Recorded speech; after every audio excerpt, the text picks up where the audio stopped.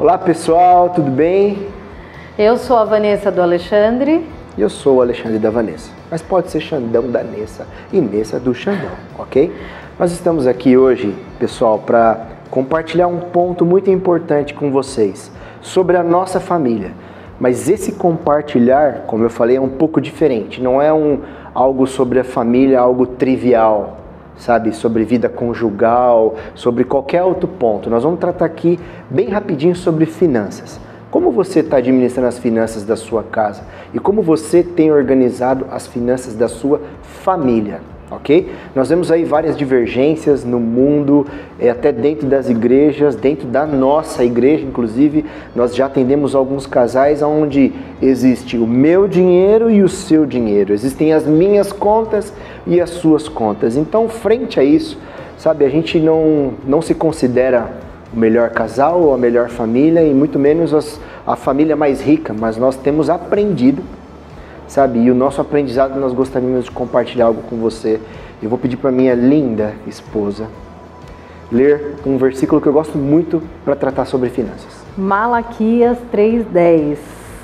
Trazei todos os dízimos à casa do tesouro, para que haja mantimento na minha casa, e depois fazei prova de mim, diz o Senhor dos Exércitos, se eu não vos abrir as janelas do céu e não derramar sobre vós uma bênção tal, que dela vos advenha a maior abastança. É bem interessante porque sempre que a gente menciona sobre dízimos e sobre ofertas e sobre finanças, é muito trivial qualquer pastor ou qualquer líder ler esse versículo. Mas muitos deles só têm lido esse versículo e têm tratado de uma maneira muito superficial. Sabe, e nós temos aprendido a aplicar esse versículo na nossa casa, na nossa família e principalmente nas nossas finanças. Nós apanhamos muito no começo do nosso casamento com relação a isso, porque nós éramos um desses casais que tratavam do meu dinheiro, do seu dinheiro, das minhas contas, das suas contas, e no final das contas, a gente sempre tinha uma conta negativa no banco, a gente sempre tinha um cheque especial, um extra juros, e a nossa vida vivia um inferno real, porque existia irresponsabilidade, existia um excesso de preciosismo e com isso o que surgiu? O conflito. E também existia a infidelidade, que em muitos momentos nós não éramos fiéis nos dízimos e nas ofertas, então não tinha como Deus abençoar, né? Mesmo que não tivesse tantas contas, elas iriam aparecer. Então, quer dizer, juntou as duas coisas, né? A infidelidade e a falta de sabedoria para administrar o dinheiro que era da família e não meu ou dele. E o mais interessante é que nós passamos por um processo bem legal aqui na nossa comunidade, que foi um seminário de finanças. E nesse seminário de finanças, Deus moveu, sabe, as águas com relação às nossas vidas financeiras, porque nós entendemos o que era nossa responsabilidade, e não só da Vanessa ou do Xandão, mas nós entendemos que nós deveríamos crescer junto nessa área, porque o reino cresce junto quando nós entendemos que nós precisamos crescer em conjunto. Então, nesse seminário foi tratado em profundidade, sabe, oferta, dízimo, e nessa ocasião, para compartilhar, porque isso é vitória nas nossas vidas. A minha esposa, Vanessa, ela já estava passando por um processo de sair do emprego, e aí eu fiz uma oferta que me custava. Não foi dinheiro, tá? Não foi nada relacionado a finanças. Eu acho que seria mais fácil se fosse dinheiro, Exato. Mas não foi. Mas o pastor, na ocasião, ele nos fez um questionamento. Ele falou, olha, Deus vai colocar no seu coração e você vai ofertar algo que custe, que te custa muito. E aí eu lembro que na ocasião, eu cheguei em casa e falei, poxa, mas Senhor, eu já tenho sido fiel nos dízimos, nas ofertas, sabe? Eu já estava dizimando pela minha família. Um propósito que Deus colocou no meu coração.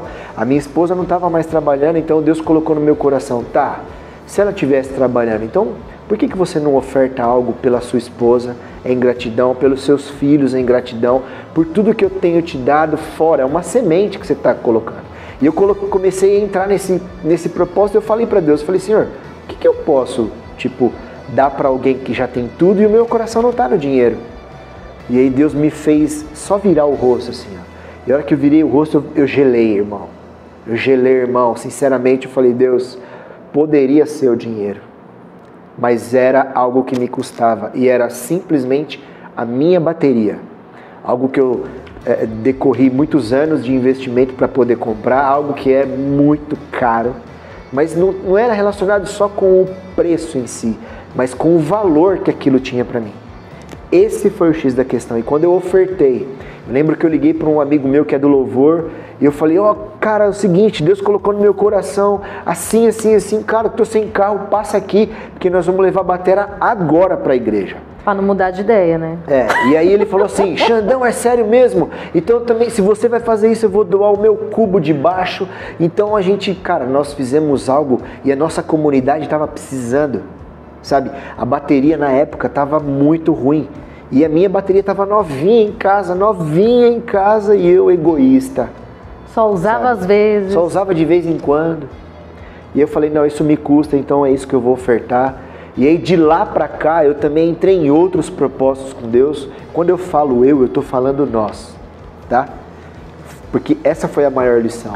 As decisões são tomadas em conjunto. Exato. Né? E até mesmo hoje com os nossos filhos que têm 14 anos e que já entendem um pouco, a gente sempre procura explicar para eles, olha, está acontecendo isso, não é falando em valores, mas olha, está acontecendo isso, filho, então olha, aquele tênis que você quer vai ter que esperar um pouco, ou aquilo, né, ou não, tem que ser até esse preço. Então assim, a gente coloca eles a par também daquilo para que eles possam aprender quando eles tiverem o dinheiro deles, né?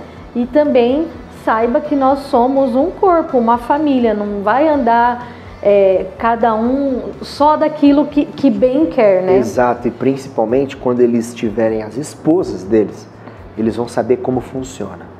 E algo que Deus colocou no nosso coração foi, Deus começou a abençoar muito financeiramente a gente, e aí eu comecei a entrar em desafios com Deus. E eu comecei a falar, Senhor, eu gostaria de dizimar um valor que eu não recebo. Sabe aqueles 10%? Já não eram mais 10, era um valor em percentual muito maior. E eu sempre estava dizimando algo que eu sonhava. E eu não abria a minha boca para falar, Senhor, esse é o valor que eu quero. Era algo que eu falei, Senhor, eu vou colocar aqui dentro. E a Tua palavra diz que o Senhor sonda e conhece o nosso coração. E o Senhor vai enxergar aqui dentro e o Senhor vai entender Você colocou aí dentro, mas você também começou a fazer o seu dízimo desse valor. Exato. Mas eu não falei para Deus em nenhum momento, eu quero esse salário. Eu comecei a fazer e eu coloquei só aqui. E todas as vezes, em tudo, Deus me surpreendeu nesse sentido.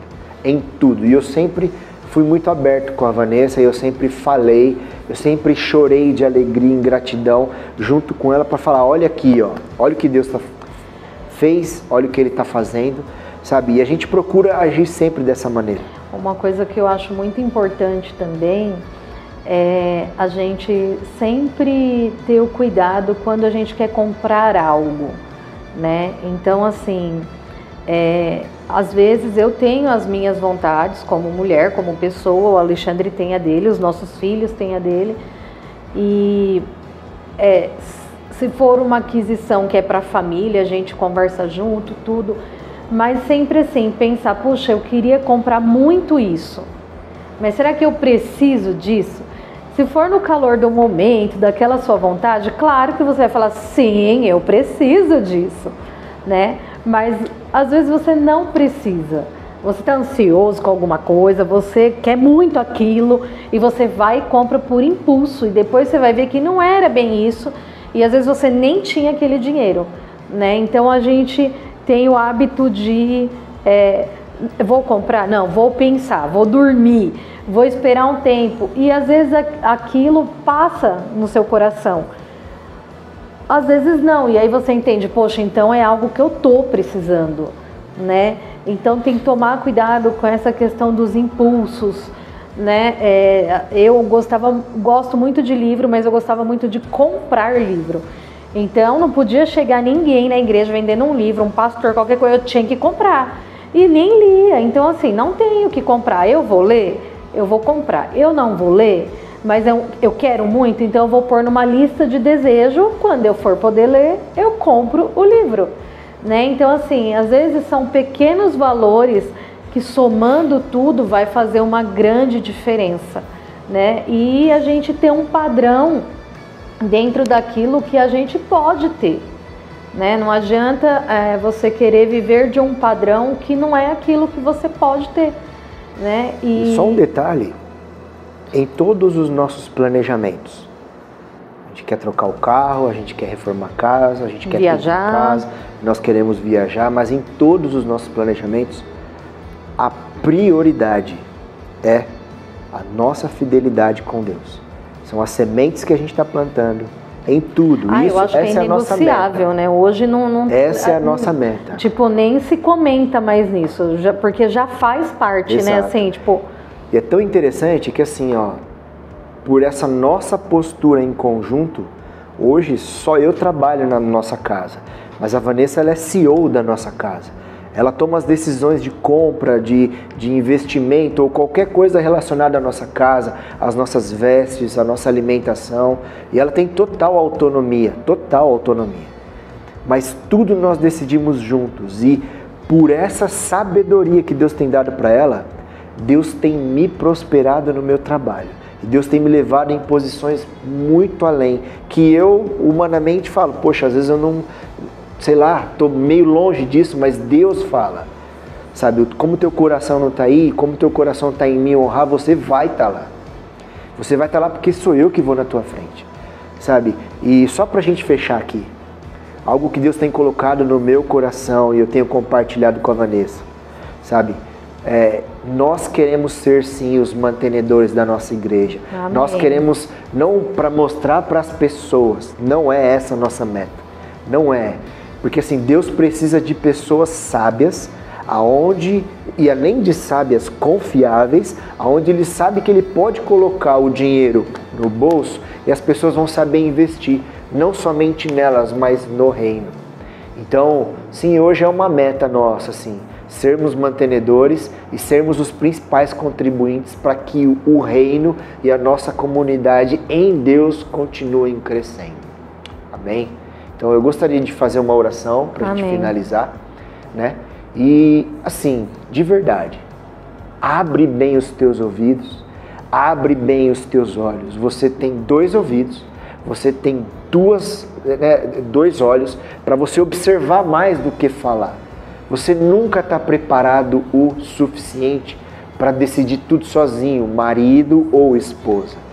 Sabe, Deus colocou essa pessoa do teu lado para poder decidir e avançar com você, tá bom? Então abre bem os teus olhos e os teus ouvidos, porque Deus te fez assim para você receber, sabe, e aprender a compartilhar mais do que simplesmente, sabe, entregar para as pessoas. Amém? Amém.